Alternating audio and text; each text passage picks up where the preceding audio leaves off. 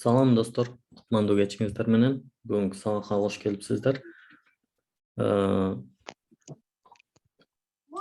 Программалоодо бир топ жолду басып, жакшы бир жерге келип калдык. JavaScript бул биринчи азыр биз микрофондорду өчүрүп салалы. Кечирим сурайм. Өчүрүп койдум. Так, достор, негизи мындай маселе бар да. Кээ бир иштер оор, кээ бирөө биздин колубуздан келбейт, чынында келбейт. Бирок эгерде биз чоң бир ишти дагы кичинеден бөлүп кыла турган болсок, анда аны бүтүрүп алабыз. Эгерде кылбай эле жата бере турган болсок, андай ал жумуш эч качан бүтпөйт да. Ошол оор боюнча жана биздин колубуздан келбейт деген боюнча кала беребиз. Себеби JavaScript башталгандан кийин көп суроолор келип баштады. Агай, мен вообще түшүнгөн жокмун. Анан мен кыла албай атам. Туура, кыла албай аткан болушубуз мүмкүн. Бул бардыгыбыздын эле башыбыздан өткөн нерсе. JavaScript жеңил эмес, оңой эмес. Бирок кичинеден болсо дагы күнүгө бир коддон болсо да жазып үйрөнсөк, көрөсүздөр, бир күнү келет, сөзсүз жакшы бир программист болуп чыга алабыз да. Эгер ошол бойдон таштап койсок, анда эч качан программист болуп чыга албайбыз. Мен ушул сөздөр менен анан бүгүнкү сабакты баштай берейин.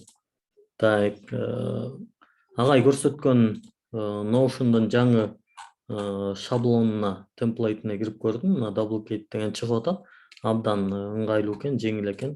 Муну да алып колдонсоңуздар болот. Эми бул баягы шаблон менен, конструктор менен тез сайт жасап чыгара алуунун бир жолу да. Бул жерде мындай профессионалдуу, эң идеалдуу бир сайтты жасай албайсыз, бирок баштапкы деңгээлге бул жетиштүү болуп эсептелет.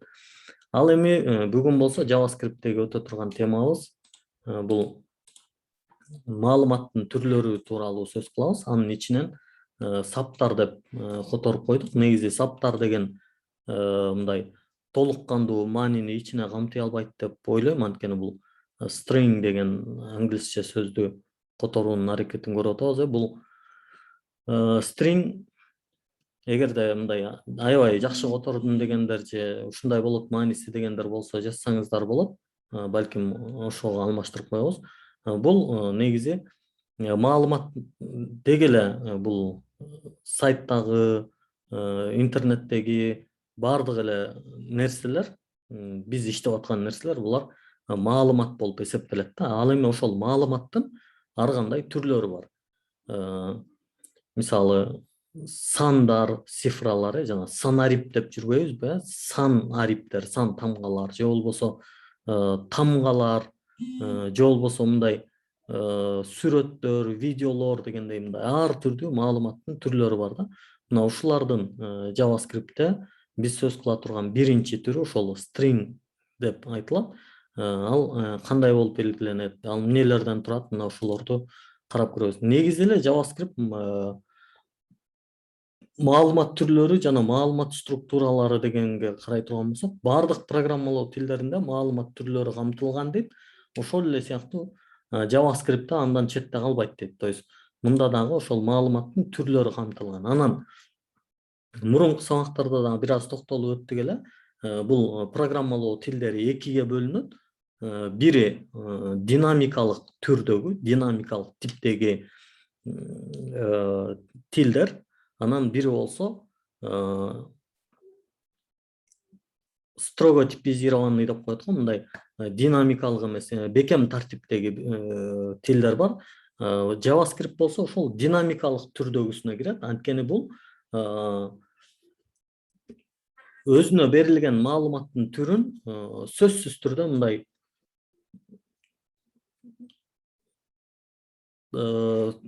сөзсүз белгилеш керек деген бир шарт жок. Же болбосо, мисалы, кандайдыр бир цифраларды берип, аны string катары пайдаланып, аны кийин кайра сандар катары да колдонуп кете берсеңиз, JavaScript сизди урушпайт. Боло берет, макул, колдоно бер дейт да. Кээ бир тилдерде, мисалы Java'да, Dart'та мындай мүмкүнчүлүктөр жок.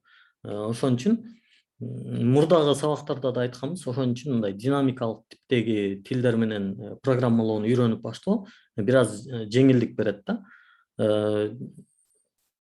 Ошондой эле ар кандай сактоо үчүн бир өзгөрмөнү колдонсоңуз ушул нерселерди айтып атат. Эми жөнөкөй маалыматтын түрлөрү бар. Эң эле биринчи ошол саптын башында string деген, бул сап, undefined, аныкталбаган түр, boolean деген бар. Бардыгы эле программалоо тилдеринде бар нерсе, бул дагы жөн эле логикалык түрү, эки эле жооп берет. Туура же ката деген эле, true же болбосо false деген элечи. Number деген бар, сан, анан big integer деген бар, өтө көлөмдүү чоң сандар тууралуу сөз болот. Анан символдор деген бар. Анан составтуу бириккен маалыматтын түрлөрү булар object деген бар, объектилер, анан array деген бар, массив, анан function, функциялар бар. Биз болсо ошол бүгүн stringтерди карайбыз. Stringтер тууралуу сөз кылабыз. Саптар деп котордук, бирок азыр айтканымдай бул мындай толук кандуу биз сөз кыла турган маанини ичине камтыбай калышы мүмкүн. Так, саптар бул символдордун ырааттуулугун көрсөтүү үчүн жана куруу үчүн колдонулат. То есть саптардын ырааттуулугун көрсөтүү үчүн. Эми муну практикалык жолдо көрсөтүп берели. Lesson келечек, экинчи модул. Так, биздики бүгүн 4-нчү сабак болуп калды, же 3-нчү сабак экен. 3-нчү сабак vars деп койдум. Vars деген туура келеби? Жок. Бул variable'дар болуп калат. Балким string деп коелучу. String деп коелу. Ошондо дагы аныгыраак болуш керек. Анткени varга өткөндө let'тин ичинде токтолгонбуз да, ошого кичине башым айланып кетти. 4-нчү сабак болуп калды деп. 3-нчү сабакта анда биз VS Code'тан ача берели. Неме менен Flutter'да иштегенде VS Code'ду мындай кылып бул жака баягы телефонду ачып алып иштеген үчүн бизде ушундай болуп калат кээде. Сиздер менен вебти иштеп атканда мындай чоңойтуп алып иштеген ыңгайлуу болот. Так, индекс HTML дегенди ачып алабыз. Андан кийин дароо эле script.js дегенди да ачып алалы. Анан дагы деле ушул жердечи достор айрым бир суроолор пайда болуп калып атат да.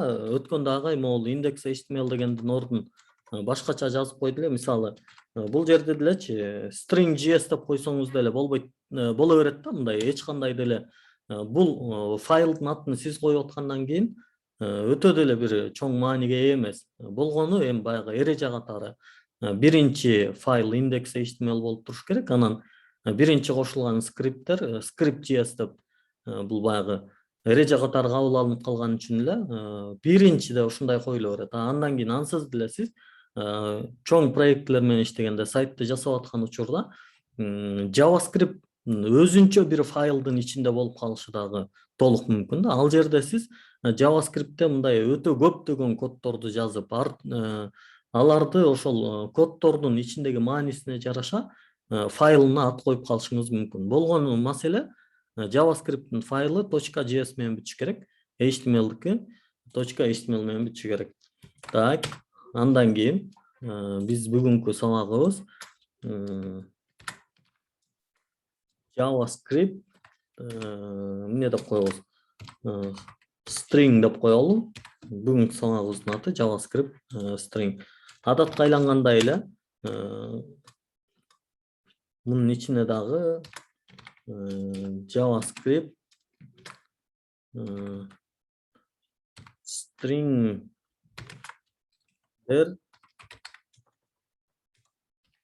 боюнча сабак деп жазып алалы. Бир аз өзгөчөрөөк болсун.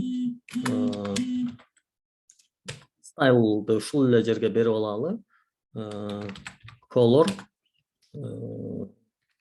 blue боло берсинчи. Blue боло берсин. Так, ушундай бир нерсе менен сабагыбызды баштай берели.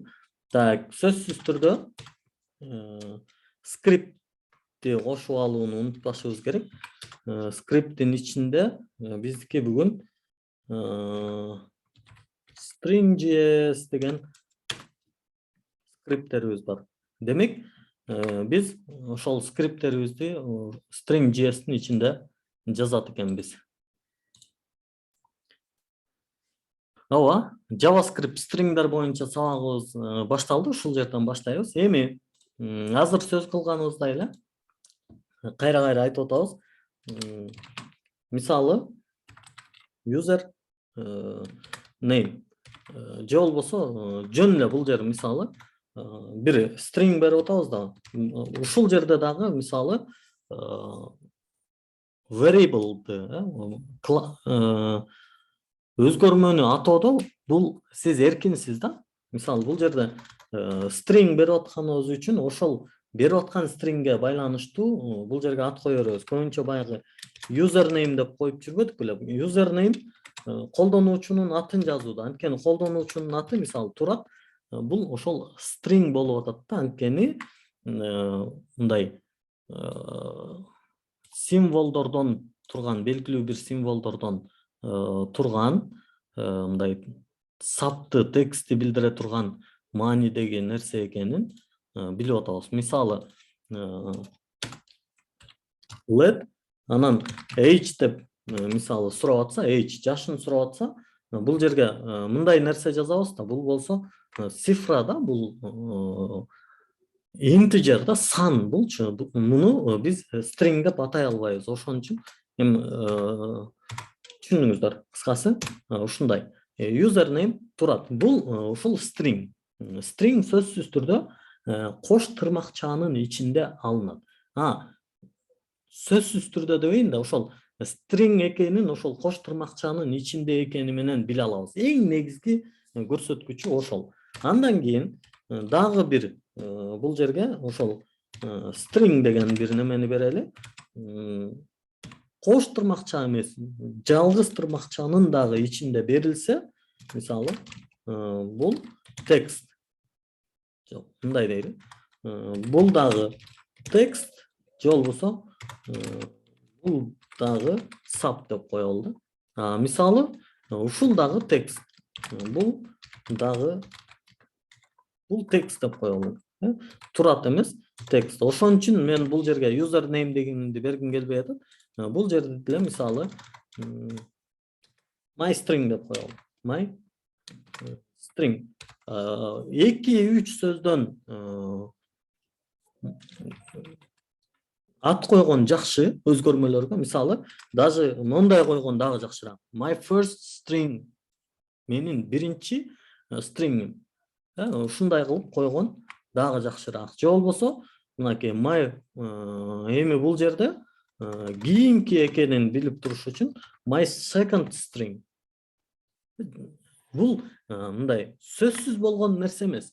Мисалы жөн эле string деп койсоң, эртең баягы башыңыз айланып калышы мүмкүн. Негизи бүгүнкү күндө мындай программисттер кодду жазып атканда, ал кодду эртең башка бир программист көргөндө окуп түшүнсүн деген ой менен жазат экен да. Кээ бир учурда ушундай нерселер болот. Өзүңөр деле байкап атасыңар болуш керек. Мисалы азыр ачып туруп CSS'де, HTML'де биринчи жазган коддоруңарды ачып карасаңар, кээде өзүңдүн башың айланып кетет да. Эмнени каяка жаздым эле, бул эмне эле депчи. Код ушундай нерсе да. Программист код жазгандан да көбүрөөк код окуйт экен. Демек, ошол кодду окуган адамдын башы айланып калбаш керек. Бул биринчи кезекте өзүңдүн башың айланып калбаш керек. Экинчи кезекте башка бир программист сенин кодуңду көргөндө башы айланып калбаш керек. Демек, мынакей let бердик. Мурда муну var деп белгилесек болчу дегенбиз. Let my first string, менин stringim, биринчи stringim, бул текст катары, бул string катары берилди. My second string, бул дагы текст, бул дагы сап. Так, белгиле мунун анан JavaScript'ин ушундай мындай жакшысы, ошол динамикалык типтеги тил экендигинин бир белгиси. Мисалы, карап туруңуздар, бул жерге үтүрлүү чекитти койдум, бул жерге койгон жокмун. Эми биз document write мунун ичинде мисалы биринчи my first string'ди чакыралы. Андан кийин дал эле ушунун ичине my second string'ди чакыралы. Карап туруңуздар.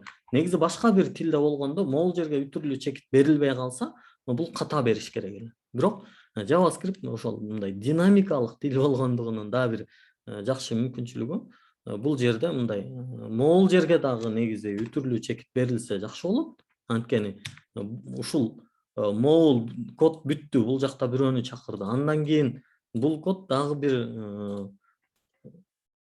өзгөрмөнү чакырып атат дегендей, булардын этегинин бардыгына мындай коюлса жакшы болот. Мынакей карап туруңуздар, буга койдум, буга койдум. Ордун алмаштырып коелу, даже буга коюп койдум. Так, эми сайтыбызга өтө турган болсок, бул текст, бул дагы текст, бул дагы сам. Так, могул жерде бир кичинекей нерсе бар. Бул жерде биз BR берип коелу. Так, BR'ибиз мунун ичинде болушу керек. Оппа. Так. Мынакей көрдүңүздөрбү? Бул текст, бул дагы текст, бул дагы сам. Бул жерде ошол стрингдер бизге чакырылып келип берип атат. Document write аркылуу биздин сайтыбыздын ичинде көрүндү. Так. Эми негизинен стрингдердин string экенин билүү үчүн коддун ичинде көргөндө негизги маселе ушул. Мына ушуну менен билсек болот. Бирок айрым учурларда бир маселелер болуп калат. My first string бир деп туралы, негизи мындай болбойт. Сөзсүз анын мааниси берилиш керек. Дейли, мисалы мындай болуп атат да. He said, эмне дейт? I am a teacher деди. Ушинтип айтты бирөөчү. Бирок азыр карап турабыз. My first string бир дегенди дагы чакыралы. Муну дагы бул жакка алып алалы. Анткени бизге бул дагы өзүнчө бир сапта көрүнсүн. Мындай деди. Жөн эле бир мындай сүйлөм болуп калды. Бирок айрым учурларда эми бул баягы грамматикалык маселелер да мындай маселе болуп калат да. Мындай да маселе жок. Мына бул жерде эки тырмакча кетип атат. Ортосунда могул бирлик тырмакча. Тырмакчанын эки түрү бар да. Биз негизи кыргыз тилинде бул экилик гана тырмакчаны колдонобуз, англис тилинде болсо ушул экөө тең колдонулат. Могул да колдонулуп калат, анан бул дагы дегендей. Эми мындай учурда проблема жок. I am дегенде мынтип да кыскартылып жазылып калат, Мындай да проблема жок. Бирок сиз код жазып атканда муну да мындай берген элеңиз. Мындай учурда бул ката чыгат. Бул ката чыгат. Вообще эле код иштеген жок. Ката бар. Кандай кылабыз? Даже мону өзүнчө код катары көрүп, бияка айдап салды да. Так. Негизи муну чечүүнүн биринчи жолу бул. Мындай кылсак болот. Мындай кылсак, кош тырмакча кылсак, анда проблема жок. Бирок дагы маселе бар. Мисалы, моуну айтып атат да, бул ал айтты деп атпайбы, мен мугалиммин деп атат да. Бирөө айтып атат. Анан могу башка бирөөнүн сөзү болгон үчүн бул тырмакчага алыныш керек болуп калат да. Мындай учур кездешип калат. Мындай болуп. Анда кандай кылабыз? Вот мына ушундай проблемаларда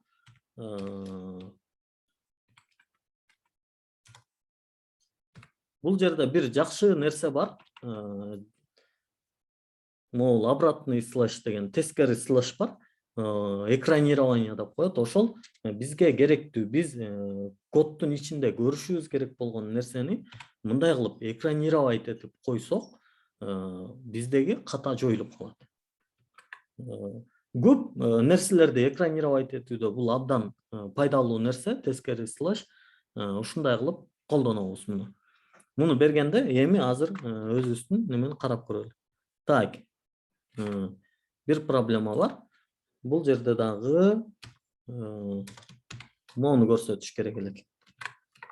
Ооба, мынакей карасаңыздар, бул тырмакча дагы көрүндү. Бул бирөөнүн сөзү катары. Бул дагы көрүндү. Ушул сыяктуу маселелерде мунун абдан чоң жардамы тиет. Ушул экранирование дегенде коддордо ушундай каталар чыгып аткан болсо, мына ушул нерсени колдонуу менен бул маселени чечсек болот. String деген маселе ушул. Түшүндүрө алдым деп ойлойм. Аш болсун, сабак бүттү деп койбоймбу? Сабак бүтө элек албетте. Биз нары карай улантабыз. Мынакей бул жерде ошол ушундай нерселерден качуу үчүн, ушундай проблемалардан, көйгөйлөрдөн качуу үчүн достор, ушул мол экранированиялар колдонот. Бул жерден ошолордун баарын берилген VS Code'дун ичинде. Аларды алсаңыздар, колдонсоңуздар болот. Мынакей ар бири тырмакчаларды мындай кылып, жалгыз тырмакчаны, кадимки тырмакчаны ушинтип экранировать этип анан чыгарсак болот. Андан кийин саптын ар бир символу 0дон башталган индекске туура келет. Индекс деген маселе бар. Бизге берилген кандайдыр бир сөздөрдү, сүйлөмдөрдү, деги эле символдорду, даже мунун ичинде мындай боштуктагы, пробелдагы ошол индекстин ичине кирет, саналат.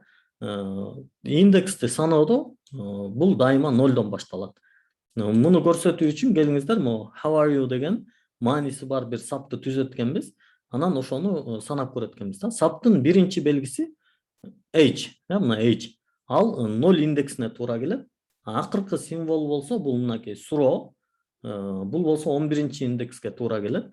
Чарчы кашаанын жардамы менен биз саптын каалаган сиз саптын каалаган белгисине кире аласыз дейт. Так, келиңиздер. Эмне кылабыз? Мону мен мындай кылып коюп аткам, анткени булар менде сакталып атат дегем. Кийин бул нерселерди эгерде керек болуп калса, коддор керек болуп калса, сурасаңыздар бир жолун таап беребиз дегенбиз. MyString деп кете берели эми калганын. MyString мунун ичинде мисалы how are you? Анан бул дагы бар болчу сөзсүз түрдө. Так, Акбермет эмне дейт? Аш кылыш кыйын болуп бара жатат дейт. Туура эми жана да айтканымдай оор, бирок эгер кичинеден жей берсек, кичине бир аздан жей берсек, сөзсүз аш кылып кетебиз. Бизге Эркебек агай сабак өткөндө дайыма ушуну айтат эле да, мисалы, пилди жей аласыңбы дейт да. Пилди жей аласыңбы деген жок. Мындай элестетсеңер, пилди жей аласың дейт. Мунун жообу сөзсүз жок да, жок, мен жей албайм пилди. Бирок ишенип койгула, мындай пилди союп туруп, аны холодильникке салып алсаңар, азастан жесеңер бир күн түгөтүп коесуңар да. 1 жылбы, 2 жылбы, бирок же болбосо көптөсөңөр дегендей, пилди деле жеп түгөтүп койсо болот экен. Вот ошондой эле JavaScript'ти бир пил катары элестете бергиле, аны жей албайсыңар, бирок бир күнү мындай кичинекейден монтип бирден stringден жеп отуруп, бир күнү жеп койгонуңарды өзүңөр деле билбей каласыңар. Так, how are you дегенде эми бул нерселер көбүнчө консолдо каралат, эми сөзсүз эле немеде эмес. Console log дейбиз да. Анан бул жерде мисалы my string, анан могул чарчы кашаанын ичинде мисалы биринчи stringди ала турган болсок, биринчи string дейм да.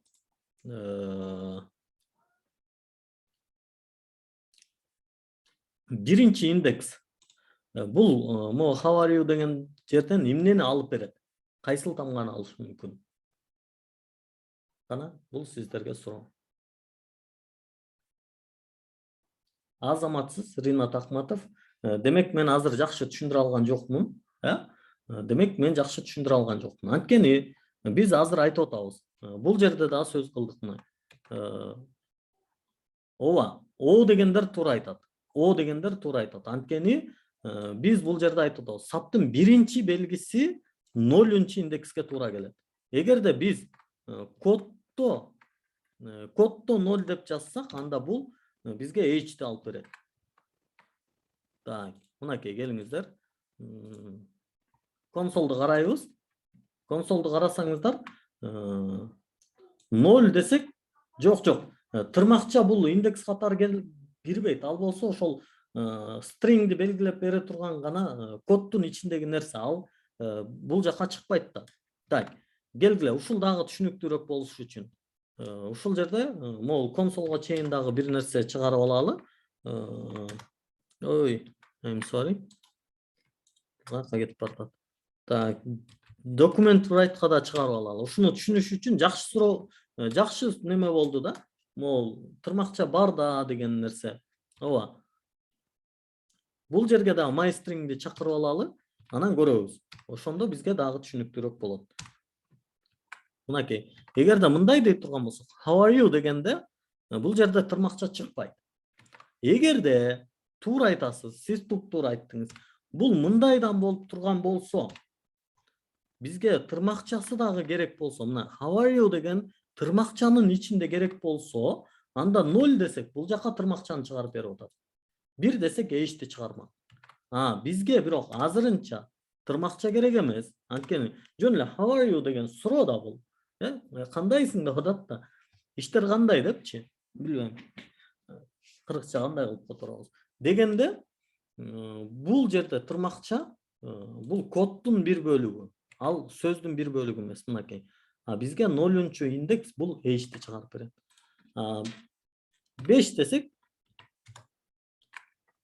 5 десек анда r'ди чыгарып берип атат. Мынакей. 0дон баштап саналышы керек. 1 десек анда бизге O'ну чыгарып берет. Достор, ушундай экен. Мынакей. Бул жак ушундан башталып атат. Мынакей. Бул жерде дагы console log деп мисалында берилген. Эми ошол эле учурда дагы бир өзгөчөлүк бар. Length деген. Бул болсо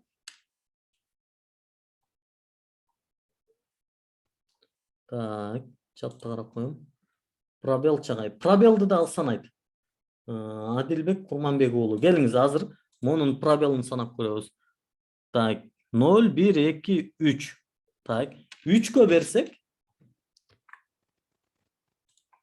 берсек, анда могул жерде боштукту көрсөттү. Бирок бул жерде пробел бар. Ал бизге көрүнбөйт да, бирок бул жерде пробел бар. Ошол пробелдин ордуна любой нерсе койсок, мисалы чекит койсок, анда чекитти чыгарып берди. Байкап атасыздарбы? Анын ордуна суроо койсок, анда суроону чыгарып берет. Көрдүңүздөрбү? Демек, бул жерде пробелди да чыгарып берип атат. Болгону биз аны көрө албай атабыз. Бирок баягы кээ бир учурларда, айрым учурларда ушундай өзүбүздүн немени дагы санаш керек болгон учурлар болуп калат да. Мына ошондо ушул нерселерди колдонот экенбиз. Эми дагы бир length деген касиетибиз бар, өзгөчөлүк. Мына ошону колдонуп көрөбүз. Так, мыналар дагы эле мындай болуп кала берсин. Биз болсо кийинкисине өтө берели. Бул жерде мисалы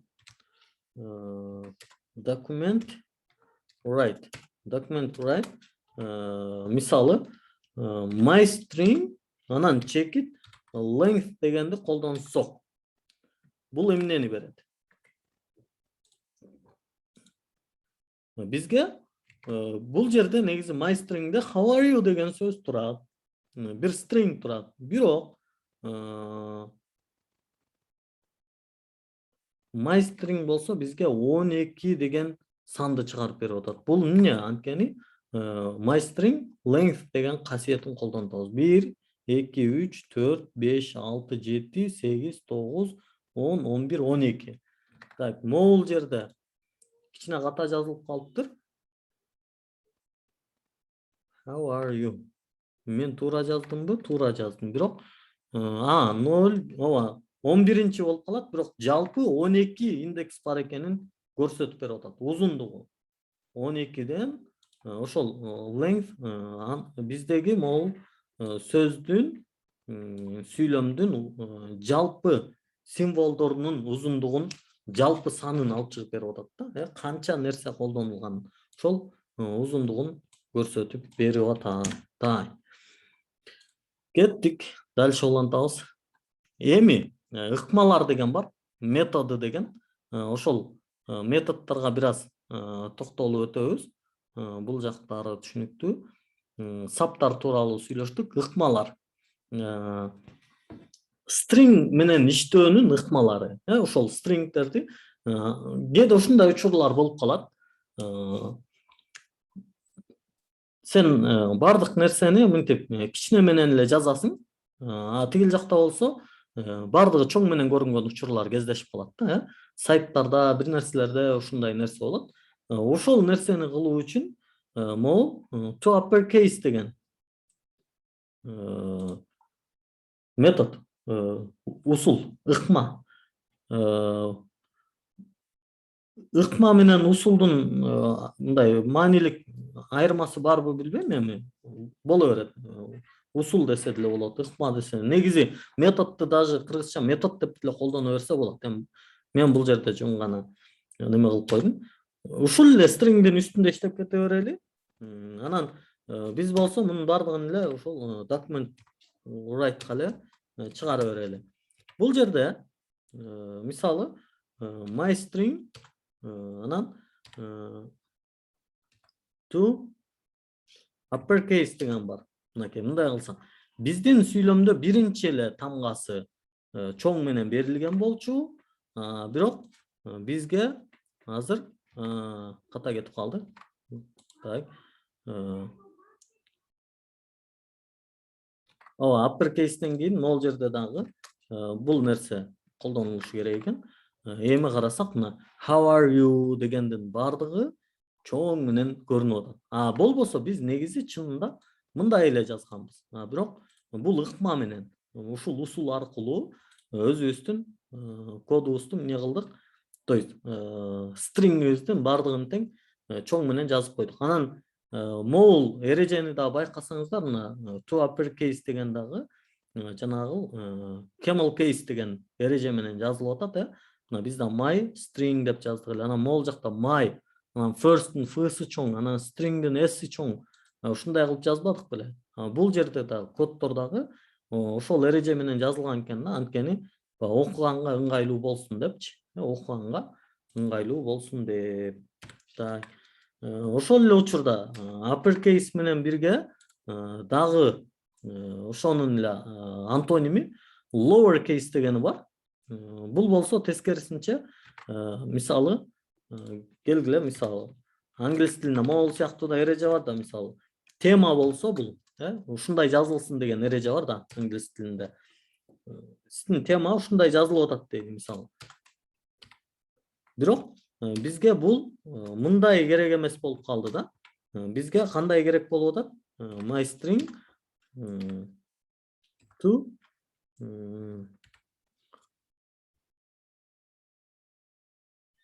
lowercase дегени керек болуп атат да. Мындай керек болуп атат бизге. Көрүп көрөлү. Кандай болду? Мына бардыгы тең кичине менен. Билесиздер, мисалы көбүнчө аккаунттар, аккаунттун аттары мындай кичине менен жазылат эмеспи? Мисалы Турат Алыбаев, анан PLS gmail.com мисалы. Аккаунтта бардыгы тең кичине менен жазылыш керек да. Анан ушуга мисалы ушундай бир логика жазып койдуңуз, кодуңуз ушундай.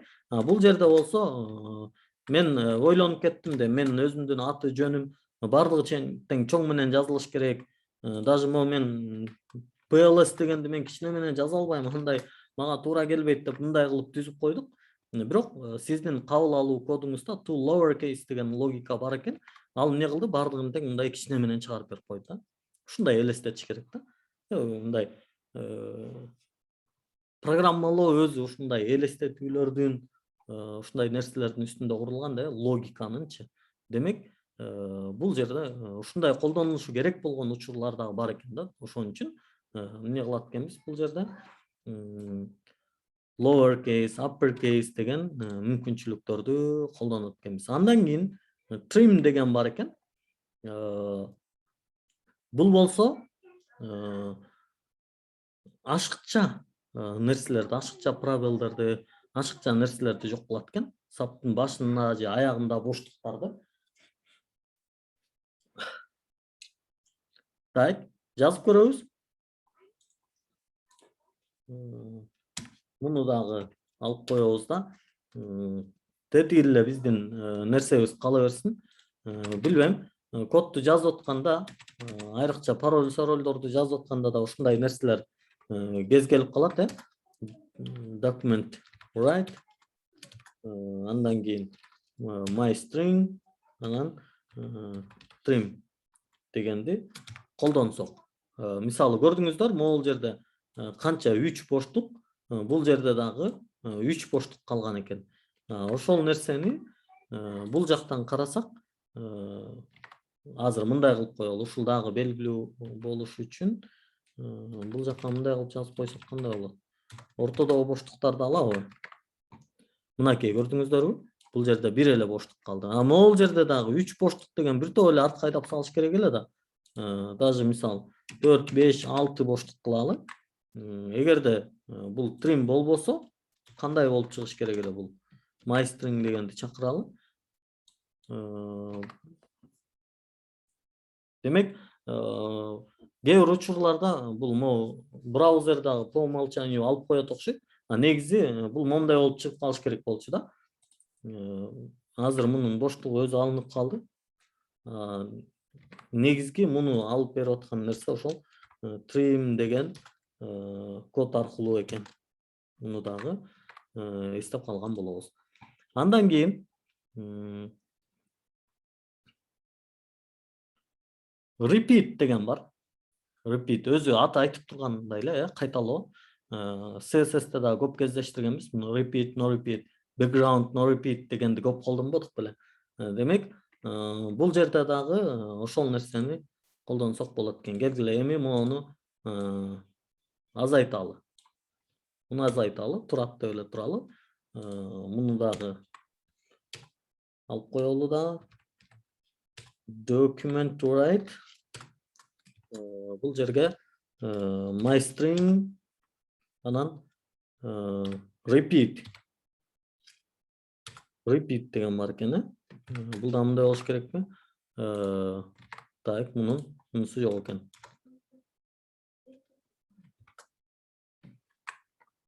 Азырынча function repeat дейт, native code дейт, туура келбей атат.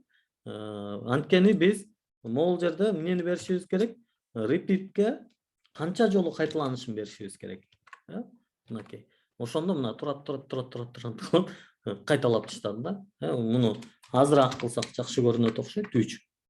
1 десекчи, 1 өзү эле чыгат. Бирок бул ичинде эч нерсе жок, чыкпайт экен. 0 десек алып таштайт. Бирок ичинде эч нерсе жок, анда коддо ката берип калат. Мындай чыгып калат. Бул жерде бир ката берип атат. Анткени могул жерде сөзсүз түрдө колдонулуш керек. 0 десең вообще өчүрүп салат. Бирок 1 десең өзүн кайталайт. 2 десең карасаңыздар, бул мындай программалоонун бизге берген мүмкүнчүлүгү да. Бир эле жолу турат деп жаздың. Бирок ал бул жерде 2 жолу кайталанып келип атат. Мисалы, эгер муну HTML-де жаза турган болсок, дагы бир жолу турат деп, дагы бир жолу мисалы элестеткиле, могул жерде 100 жолу кайталаш керек болду да. Жазат элек да. 100 жолу жазат элек да. Бул карачы, каяка чейин кетип калды, мондай болуп. Бүтпөйт да. Элестеткиле 1000 жолу, 2000 жолу бир нерсени кайталап жазып атканыңды элестете бер. Демек, бул бизге ошол программалоодогу айрыкча JavaScript'теги мүмкүнчүлүктөрдүн бири экен. Ортосуна пока пробел болбойт. Анткени бул жөн гана кайталоо болуп атат. Concat деген бар экен. 2 же андан көп саптагы текстти бириктирип, жаңы сапты кайтарат. Кевин, привет, Кевин, удачного дня дейт. мындай кылып экинчи дагы бир саптагыны кошо турган болсок, так, келгиле, мында жазып көрөлү. Мунубуз дагы бул жакта калсын. Мону бир аз ылдыйга алып алат окшойбуз, анткени нар жагыбыз аябай узарып кетти. Так. Булардын баары өзү деле итак эле мындай комментарий болуп турат. Булардын ар бирине дагы керек болсо бул жагына мындай комментарий жазып чыксак жакшы болмок. Негизи программалоо ошону менен өзгөчө экен да. Майстring эмне кылды, бул могул өзүнө эле чакырды майстring деген. Анан майстring бул 3 деген ошол немени берди. Анан length деген узундугун берди. Uppercase чоңойтtu, lowercase кичирейтти деп баардыгын жазсак, перед могу тырмакчанын алдында пробел койсоңуз кошот экен, макул. Repeat да ошондой экен. Көрөлү, проблема жок. Ооба, мындай кылып туруп, мунун алдында мындай коюп койсоңуз, ооба, аны эсептейт экен. Бул жерде мындай пробел менен коюп берет экен. Enter'ды кантип коет элек, мисалы, аны дагы ойлонсоңуздар болот. Жакшы. Сонун.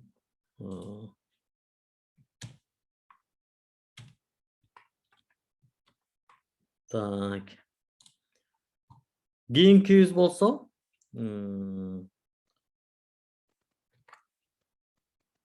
string эмес, мейли биздики string боюнча кала берсин, бирок бул жери эмне болсун?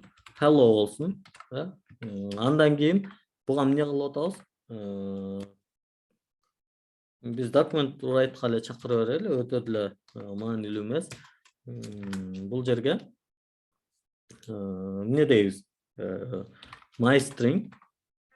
Андан кийин check it concat дегени бар экен. Анан мунун ичине биздин кийинки нерсени кошсок болот да. Hello. Андан кийин турат. Эмнеде болуш керек? Тырмакчанын ичинде болуш керек, сөзсүз турат. Так, экөөнү өз-өзүнчө дагы мындай кылып койсо дагы болот экен. Могул жерде үтүр болуш керек. Анан дагы сизге ийгилик каалайм десе кандай нерсе чыгат? Так, жидегүл суроо бар беле? Суроолорду келтирипсиз. Hello, турат, сизге ийгилик каалайм. Ушундай эле болуп, эки саптагы нерсени бириктирип чыгарып берип койду. Эми жанагы эле маселе, бул жерде дагы момундан кийин муну коюп койсо, бул жерге дагы боштукту берет. Сизге ийгилик каалайм деп атат. Так. Дагы андан кийин эмнелер бар эле бизде? Includes деген бар экен. Сапта берилген ички сапты камтыганын текшерет жана тиешелүүлүгүнө жараша чыныгы же жалгандыгын кайтарат дейт.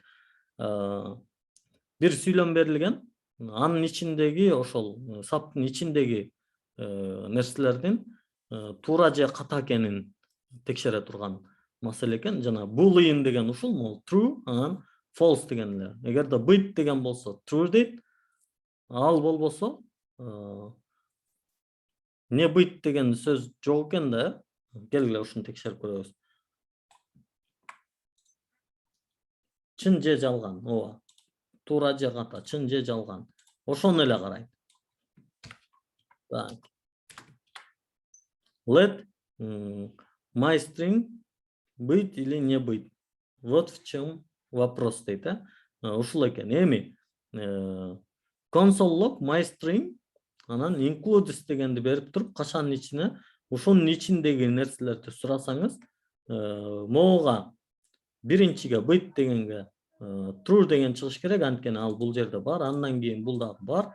Не byte деген барбы жокпу? Мынакей true, false деп чыкты. Эгерде могул жер мындай болсочу, дагы эле false деп чыгып атат. Анткени не byte дегендин монусу мындай кичине болчу. Мындай болсочу, анда үчөө тең true деп чыгып атат да. Же болбосо, мисалы, вот десечи, Вот десем эмне чыгат ушул жерде гана? Анткени сүйлөмдүн ичинде бар. Туура дейби же ката дейби? Жалган. Бирок Нургүл бул жерде айтып атат туура дейт. Анткени бар да. Баястан дагы туура деп атат. Кана көрөлү. Өз көзүбүз менен көрөлү. Ката дейт. Анткени мен ал жерде вот дегенде атайын эмне кылып жазып койдум? Бул жерде чоң менен жазып койдум. Эгерде бул кичине менен жазыла турган болсо, кайка кетти. Кичине менен жазыла турган болсо, анда үчөө тең true деп чыгат. Бул дагы анда true болуп калат. Биз азыр могул жерди мындай эле жазып туралы. Не быйт деп коелу. Ушул туура чыгабы? Не быйт деген? Ката. Азаматсыз Ринат ката чыгат. Анткени бул мындай кошулуп турган жок. Мына false деп чыкты. True, false. Booleand'дин болгон маселеси ушул. Так, улантабыз. Index of. Индекс биринчи индексинен баштап ал чакырылган string объектинде көрсөтүлгөн маанини биринчи пайда болуу from index татаал болуп кетти. Туура эмес которулуп калыптыр. Эгерде эч кандай маани табылбаса, -1 кайтарат. William деген берилет экен. Console log'да username index of 1.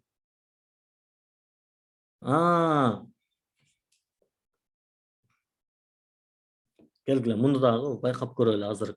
Көп жакшы. Мен өзүм жакшы түшүнбөй калдым, анткени мону туура эмес которуп коюп турубуз. Келгиле. Эч кандай проблема жок. Көрөбүз. Так. Let username William деген турат. Console log'да username index of 1. Мындай тырмакчанын ичинде берилет экен. Возвращает 2 дейт. 2 кайтарып берет экен. Анткени муну көрөлүчү 2 дейли.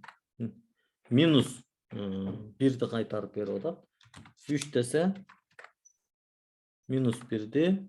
Индекс первый могул жерде эрежесинде жазылып аткан, эгерде эч нерсе таппаса -1 кайтарылат депчи. Бирок азыр могул жердин логикасын lost бул lost index of турбайбы, акыркы цифра эмес экен.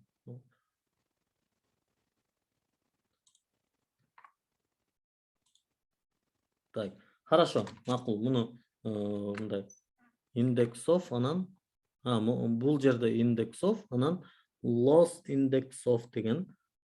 Бул жерде username lost index of болгондо 1 возвращает 3 дейт. Индекс последней буквы.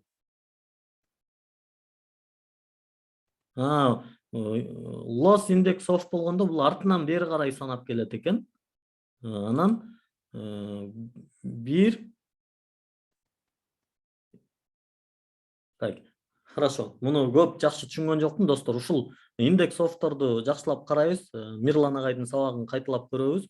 Могул жерден индекс of чакырылганда string объектинде көрсөтүлгөн маанинин акыркы пайда болуу индексин кайтарат дейт. Же эч нерсе табылбаса -1 сап башынан аягына чейин изделет, from индекстен башталат. Мен ушул жердин жакшы түшүнгөн жокмун. L тамганын алдында 2 символ бар деген го, L тамга. Ошону туура айттыңыз, Гүлира. Келгиле, ошентип туруп, ушул логика менен карап көрөлү. Мына index of 1 дегенде возвращает 2 дейт,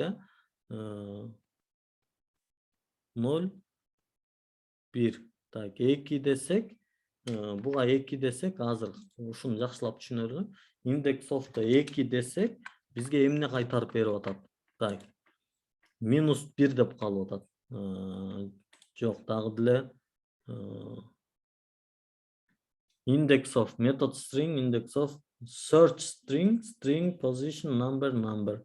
Ушундай кылып кайтарып берет экен. Короче, мына жерде алып туруп, немеден интернеттен карап көрсөк эле чыгат. Хорошо, буга көп неме кылбайлы. Кыскасы ушул жерде Мирлан агайдын сабагынан жакшылап карайсыздар. Элбы, бул элбы жок. Элы жок эле. Неме деп эле турган болуш керек, бир деп эле. Так, эл десек, анда эмне кайтарып берип атат бизге? 2 кайтарып берип атат, 1 десе деле. Willem деген сөздөгү L. Англисче L 1, ооба, 1ден L'ден 2 деген турбай. Эгерде мында анда I десекчи. I десек де 2-ни кайтарып берет, ооба. Жок, I'ден 1 эле деп калбады анда. William дегенде 2 болот атпайбы?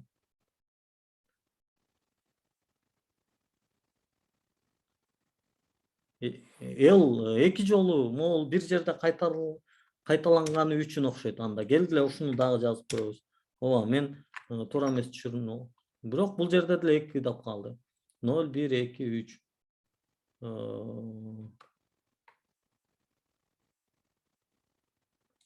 Так, хорошо.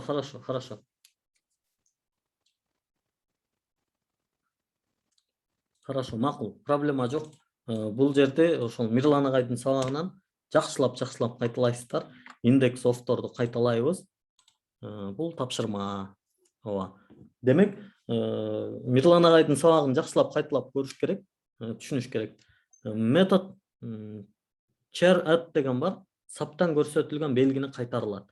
Мынакей могул маселе. Мынакей. Азыр сиздер айтып аткан нерсе, могу char at дегенди муну мурда Эркебек агайдын сабагында да абдан жакшы түшүнгөнбүз. Ушул нерсе кайсыл индексти көрсөтсөңүз, ошол тамганы кайтарып берет. Мисалы, бул жерде биз 3 десек, 3тө кайсыны кайтарып берет? Мына L'ды кайтарып берди бул жерде. L'ды. Муну эмне деп салам? Никогда деп салалчы. Кечке баштап өтө бербесин. Мынакей. Бул жерде L тамгасын кайтарып берди. Эгерде бул жерде 4 десек, бизге анда I'ни кайтарып берет. Мынакей I келди. Биздин 4-үнчү индексибиз I экен. Ошол char at дегенде бизге керектүү болгон жерден санап алып чыгып берет. Бул жерге 2-ни берсе болобу? 2 кандай кылып берилчү эле? 5 десек, жок, бирөөсүн кайтарып атат. Ушундай дагы маселе бар эле бир.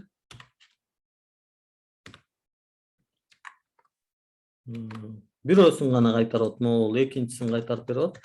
Ушундай дагы бар. 4 десек, кайсыны кайтарып берип атат? Бизге I'ни кайтарып берип атат. 5 десек 0, 1, 2, 3, 4, 5. 5 десек бизге эмнени кайтарып берет? A'ны кайтарып берет.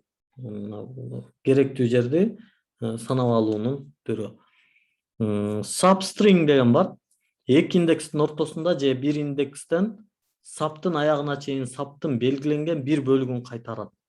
То есть stringдин ортосун, мынакей, username William деп турат. Console logдон substring дегенди чакырсак, бул мына v деген 0 менен 2-ни чакырганда v дегенин чакырып берип атат да.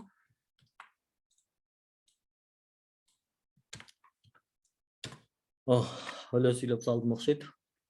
Келгиле биз муну 0 менен 1 кылбай, 1 менен 3 кылып коелу. Бул жерде ошондо v эмес, I L'ны кайтарып берсин, бизге ушундай кайтарып берет. Мынакей il дегенин кайтарып берди да.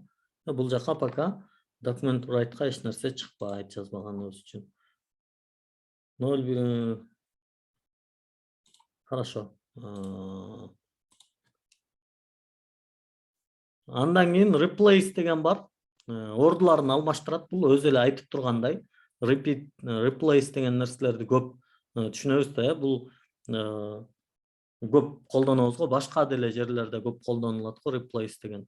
Ордун алмаштыруу. Мисалы, username hello William деп турат. Бул жерде William бар болчу экен. Replace дегенди жазганда ошол берилген аттын ордуна үтүр коюп туруп, экинчи бир атты кошсоңуз, анда бул ат өзгөрүп чыгып калат.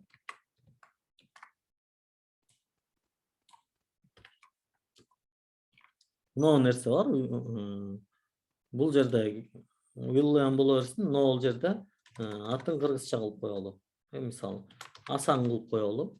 Бул жерде hello Асан болуп калат да. Могул жерине hello'дан кийин мындай нерсе коюп кое берели. Мынакей hello Асан болуп калды. Негизи бул вообще-то могул жерде document write бул эмне болуш керек эле? Username. Эгер username бул жерде өзү чакырылса, мына hello William деп эле чыгып атканда, бирок console log'то hello Асан деп чыгып атат да. William да атын өзгөртүп алган турбайбы? Бул Америкага баргандан кийин көрсө башында Асан эле болчу экен да. Аны сайт өзү таанып калды деп. Hello Асан деп чыгарып атат. Же болбосо баягы никнейми билбейм. Бул жакта колдонгон аты William экен, бирок өзүнүн аты Асан. Replace. Ордуна жаздырып аласыз аны. Так. Коддордун логикалары ушул сыяктуу эле болуп кетип атыр, достор. Slice деген бар экен.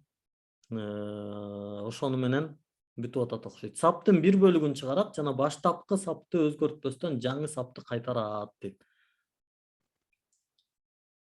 Hello John деп турат. String slice 0 десе, мындай hello John мындай десе, мындай болуп атат. Хорошо? Келгиле. Эмне деп атат? Ушунда көп жакшы түшүнө берген жокмун. Slice деген бар экен. Өз негизи slice деген эмне экен? Муну бир ушул могул жерден карап алалы. Кесим, ошол бир нерсесин бир бөлүгүн кесип алат экен. Мына hello John slice десе, console log'то эмне чыгып атат? Hello John деп эле чыкты. Муну эгерде мындай кылып ала турган болсок дейт. Анда эмне кылат экен?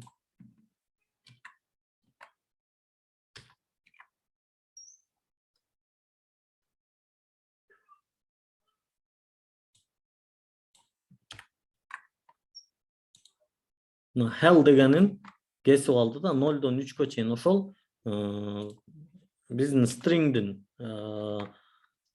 бул жакта эмне деп атты эле? Саптын бир бөлүгүн ошол биз канча жерин көрсөтсөк, ошону кесип алат экен да. 6-сын кесип ала турган болсок, hello дегенин кесип алды. Моуну кошуп туруп кесип болуш керек менин оюмча. Монусун ала турган болсок, hello J деп эле чыгарып атат. Бул дагы айрым бир учурларда керек болушу мүмкүн, кандай учурларда, балким мисалы сизге кандайдыр бир колдонуучу кирди, ага бул жерде сиз сөзсүз түрдө hello деп учурашып, анан атынын баштамгасын гана көрсөткүңүз келип аткан болсо, мындай болуп hello J деп эле, же болбосо бул логика уже белгилүү да. Могул жерде кандай ат болсо да анын баштамгасын экөөсүн гана көрсөтөт. Hello Joe деп калды да. Эгерде бул жерде Суан болсо, hello Su кыскартып коюп атат да. Же болбосо бизде Эрбол бар. Дайыма сабакта көрөбүз. Hello Er, prompt кылып туруп, ал атын жазып киргенде ошол учурларда анан сиз андан кийин ага жооп бергенде мындай кылып жооп берип койсоңуз болот экен. Так, эмнебиз калды? Ошол бүгүнкү негизи ушулар экен, бүттү окшойт. Эми билбейм, мындай канчалык деңгээлде түшүндүрө алып атабыз, канчалык деңгээлде жеткирип атабыз, бул өзүнчө бир суроо. Бирок достор, программалоонун эң негизги маселеси ушул да, ар бир адамдын өзүнүн изденүүсү. Негизи мындай программалоо өтө татаал да, оор да. Мурда да айтканымдай, азыр да айткандай, мисалы мен деген күчтүү программист эле кээ бир мисалы көп эле нерсени мындай эсинде жаттап, жатка алып жүрбөсө керек да. Баягы тажрыйба менен жатталып кала турган кээ бир нерселер бар. кээ бир нерселер тажрыйба аркылуу келет да. Бирок башта азыр мындай баштапкы деңгээлде мунун баарын жаттап жүрүштүн мындай өтө зарылчылыгы жок да. Мындай маанисин түшүнүп, эмне болуп атат, каяка кетип атат, анан практика кылып, бир канча жолу практика кылгандан кийин анан булар бышыкталып калат да. Эң жакшы нерсе бар, мисалы бүгүн мен могул эки нерсени түшүндүрүп бере алган жокмун. Index of менен loss index of дегенди түшүндүрүп бере алган жокмун. Ошон үчүн эмне болду? Мына суроо пайда болду да. Могул эки нерсени index of менен index of дегенди аласыз, Google'га киресиз. Index of in JavaScript карайсыз да, бул эмне деп атат мынакей. Method returns the position of мындай деп атат да. Substring in a string. Ушул могул жана жакшы которулбай калыптыр да. Муну деген англисче түшүнсөңүз англисче түшүнбөсөңүз муну копировать этип аласыз, Google братка саласыз, эмне кылат? Бул дагы жакшылап түшүндүрүп берет. JavaScript index of дегенден экен бул. Методу тизмедеги нерсенин же саптагы субтитрдын ордун кайтарат дейт. Тизмедеги нерсенин же саптагы субтитр substr деп коюптур, могул substr substring да. Ошонун гана ордун кайтарат экен. Index of JavaScript ыкмасы -1 кайтарат. Эгерде көрсөтүлгөн маани тизмеде же сапта көрүнбөсө, биринчи маанинин индекстин мааниси гана кайтарылат. Кыскасы, могул жанагыдан түшүнүктүүрөөк экен да. Мына ушуну бул жака таштап коеюн. Ушул дагы жакшыраак экен. Могуну алабыз. Мунун ордуна коюп коебуз. Методу да эле бериптир, көрдүңүздөрбү? Google брат туура билет десем ишенбейсиздер. Мына ушинтип программист деген ушинтип издеп, анан өзүн өнүктүрөт да, достор. Негизги маселе ушул, достор. Ошол аш болсун, окуңуздар, аракет кылыңыздар, жылыш кылыңыздар. Пилди бир жейимдеп аракет кылбагыла да. Пилди шашпай жесеңер, сиңирип, ашкылып. Так, кошумча маалыматтар бул жерде бар. JavaScript боюнча Learn JavaScript Ru дегенди мен көбүрөөк колдонгом. Азыркы учурда дагы ушул Learn JavaScript Ru'нун сабактары кыргызча которулууда. Кудай буйрса, кыргызча дагы тили ошонун ичинде даяр болуп калат деген оюбуз бар. Кудай буйрса, аракеттер жүрүп атат. Анан калгандарын дагы ошол могул сайттарга кирип таанышсаңыздар болот. Анан тапшырмалар берилген, өз алдынча иштөө дегенде могул жерде мен дагы жазып койдум. Бирок муну сиздер иштедиңиздер болуш керек. Анткени Мирлан агай кайра кечеки сабакта тапшырманы текшерип атканын көрүп калдым да, муну уже иштепсиздер. Иштей электер кайра иштеп. Иштегендер деле кайра иштеп, көнүгө берсеңиздер болот. Мындай эч качан ашыкча эмес. Практика эч качан ашыкча эмес. Ошол, достор, дагы бир жолу сабакка катышканыңыздарга сиздерге чоң рахмат. Өзүңүздөрдү өнүктүрүү менен өлкөнүн өнүгүүсүнө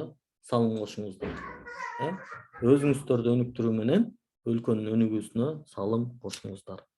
Бул мындай ойлобоңуздар, мен окусам эмне өзгөрүп кетет эле, менден эмне болуп кетет эле дебеңиздер. Анткени сиз бир үй бүлөнүн тагдырын өзгөртө турган маанилүү адамсыз да. Бир адам бул коомдун чоң бир бөлүгү да. Сиз өткөндө жанагы Германиядагы программист Акберметтин айтып атканын угуп калдым да.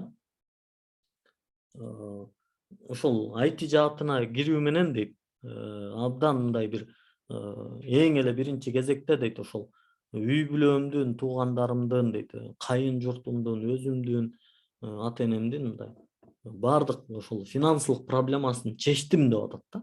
Бул кандай сонун сөз да, кандай чоң жоопкерчиликтүү сөз да. Эми албетте мындай бир кызга эле, бир уулга эле баардыгын жүктөп коюу туура эмес. Бирок биз өзүбүз ошол жоопкерчиликти сезе беребиз да, биз ошентип бул проблеманы чечкибиз келе берет да. Демек, бир үйдүн финансылык проблемасын чечүү деген сөз ошо башка жактарда мигрант болуп, миграциялап кара жумуш кылып жүрүүдөн куткара турган маселе да, достор. Эми албетте кара жумуш дагы бул жакшы нерсе, ден соолукка пайдалуу. Бирок финансылык маселелер үчүн кара жумуш кылганыбыз бул аябай оор маселе да. Билим менен, илим менен финансылык проблемаларды чечип коюп, анан ден соолукту чыңдаш үчүн үйүңдө кара жумуш кылсаң, бул кандай кайф да. Эч кимдин мындай контролу жок. Эч ким урушпайт. Мисалы, бүгүн билбейм, бир үйүңдөгү таштарды жыйбай койсоң эч ким урушпайт да. Бирок акча үчүн бирөөнүн үйүндө ташын жыйып берип атсаң, таш берип атсаң, аны ташыбай койсоң уруш жейсиң, достор. Бул нерселерди мындай кээ бир учурларда мындай кээ бирөө туура эмес түшүнөт. Анан кара жумушту ким кылат дейт да. Ошентип ойлогон миллиондогон адам бар, ошолор кылат, достор. Кылат. Биз финансовый маселелерди чечиш үчүн өзүбүздүн билим деңгээлибизди жогорулатышыбыз керек. Бул бир эле ушул код жазып эле эмес, балким ушулардын арасынан веб дизайнерлер чыгып кетиши мүмкүн. Код жазбайт, бирок дизайн кылат. Мисалы, Арчебек мырза жокпу сабакта, орусчага катышып атыптыр. Арчебек мырзанын чийген дизайндарын көрүп менин ичим мындай тоюп атат да. Ыраазы болуп атам да. Неге болбосун? Веб дизайнерлер чыгышы мүмкүн. UX не дизайн деген, дизайндын мобильный приложениялардын дизайнын чийген адам болуп чыгышы мүмкүн, билбейм. Кыскасы, IT-нин мүмкүнчүлүктөрүнөн пайдаланышыбыз керек. Так, ошол достор, мен кыздар уже чыдабай баратат. UI, ооба. UX, UI. Мен кыздарым уже тынчымдалып келе баштады, ата деп. Барыңыздарга ийгилик каалайм.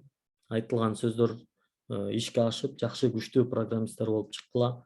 Google'да иштегиле.